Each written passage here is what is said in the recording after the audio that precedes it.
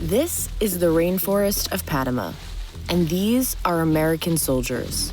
They're back in the coastal country after a 25-year hiatus for jungle training alongside Panamanian forces.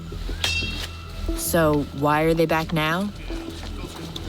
For a long time, we were focused on many other things and we forgot about our neighborhood. What you're seeing with President Trump is a refocus on the Western Hemisphere. Una, dos, tres. The training is part of the biggest U.S. military buildup in Latin America in decades and comes after the shock seizure of Venezuelan President Nicolas Maduro. Trump has clearly embraced what he sees as a big success in Venezuela. He was able to take out Nicolas Maduro with no loss of U.S. soldiers' lives. En general, en el mundo, ningún país se quiere llevar mal con Estados Unidos. No sería estratégico. Panamá y Estados Unidos ha sido una relación que ha tenido mucho poder de una parte y poco del otro. O sea, realmente es una relación difícil.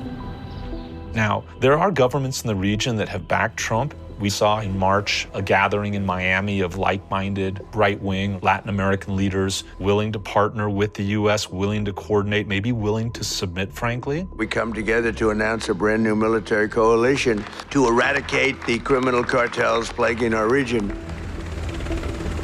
But there are many voices who are opposed to this, who do not think an expanded U.S. military presence is a recipe for a stable, prosperous Latin America. Una de las cosas que tiene el gobierno de Trump es que es impredecible. Es muy difícil saber cuál va a ser su próximo paso con respecto a acciones militares. All right, listen up. We're gonna head to your survival PE. Squad 1 and Squad 3 will push out. Squad 2, you'll fill in behind. All right, let's go.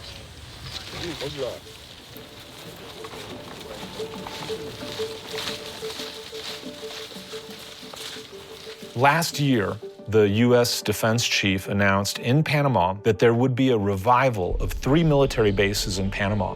There's a long history here. Fellow citizens, last night I ordered U.S. military forces to Panama. No president takes such action lightly. There was an invasion. Hundreds, if not thousands of people were killed back in 1989 when authoritarian leader Manuel Noriega was taken out. Jungle training had been going on in Panama really since the 1950s through 1999 when treaties required the U.S. military to turn over its bases and, of course, turn over the Panama Canal to Panama. So it's been a quarter-century hiatus from when the trainings were last happening to now.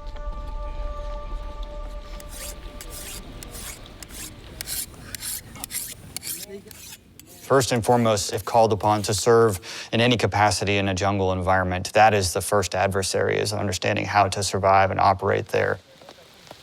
You're dealing with triple canopy coverage, you have a ton of water and rain that you're contending with on a day-to-day basis. Es difícil para aquellos que no utilizan el machete. So it's going to be a little bit difficult because maybe a lot of you guys haven't utilized a machete, right? This is a rare and unique opportunity for us to apply our skills where you have to learn how to live with limited logistics. I think if you can operate in the jungle, you can operate almost anywhere. No one I've talked to has said that these jungle trainings mean there will be future strikes. No one said that. But I think it's clear that the U.S. military are making sure they're ready. There's a lot of jungle terrain in the Western Hemisphere. Colombia has jungles, Mexico has jungles, Cuba has jungles, many other places too in the Americas. It's clear they're training for the possibility of future operations. A mí me preocupa el estado del derecho internacional actual en el mundo. Y me preocupa mucho cómo las decisiones de un país como Estados Unidos nos pueden afectar a nosotros latinoamericanos de una manera tan grande.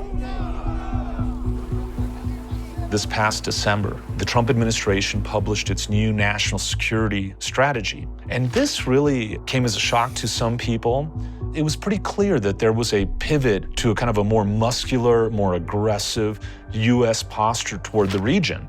Many people talked about a revival or reinterpretation of the Monroe Doctrine, this 200-year-old doctrine named after the 5th U.S. president that in that time really sought to kind of expel European powers from the Americas.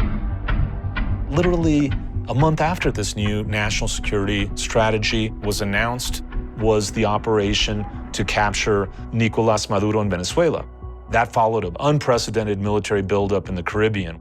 And of course, since then, there have been operations in Ecuador. There's talk of operations in Cuba. But there is support for the United States doing things that these countries have not been able to do themselves.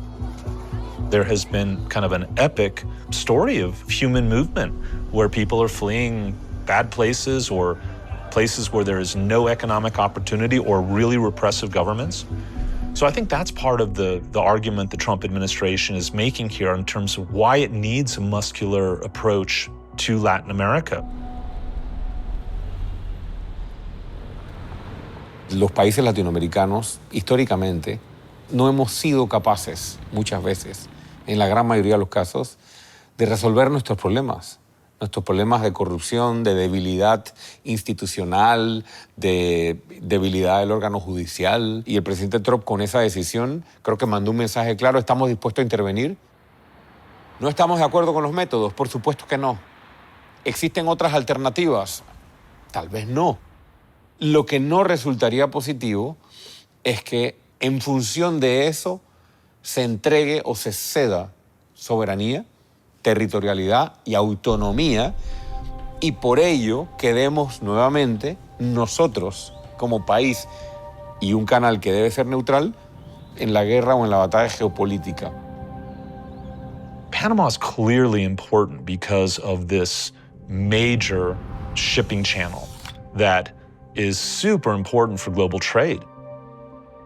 Something like 5% of global trade passes through the canal. Around 3/4 of the cargo ships that go through are linked to U.S. imports or U.S. exports. So it is a major logistical piece of the U.S. economy. You can't have economic prosperity without security.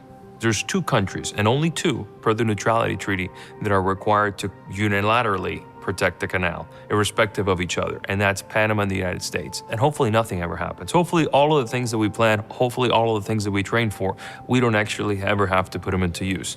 But the reality is you have to be ready.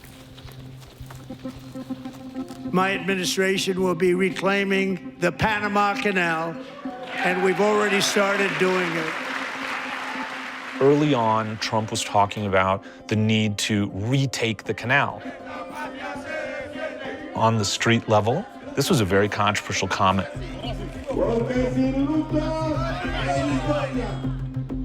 Panamá pudo recuperar su soberanía hace cortos 25 años. Esto es sumamente peligroso.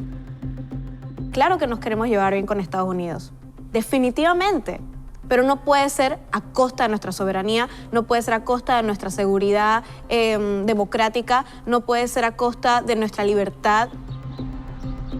Los Estados Unidos debe comprender, o el gobierno de los Estados Unidos debe comprender, que tiene mucho más efecto a largo plazo cooperar y ayudar a nuestros países.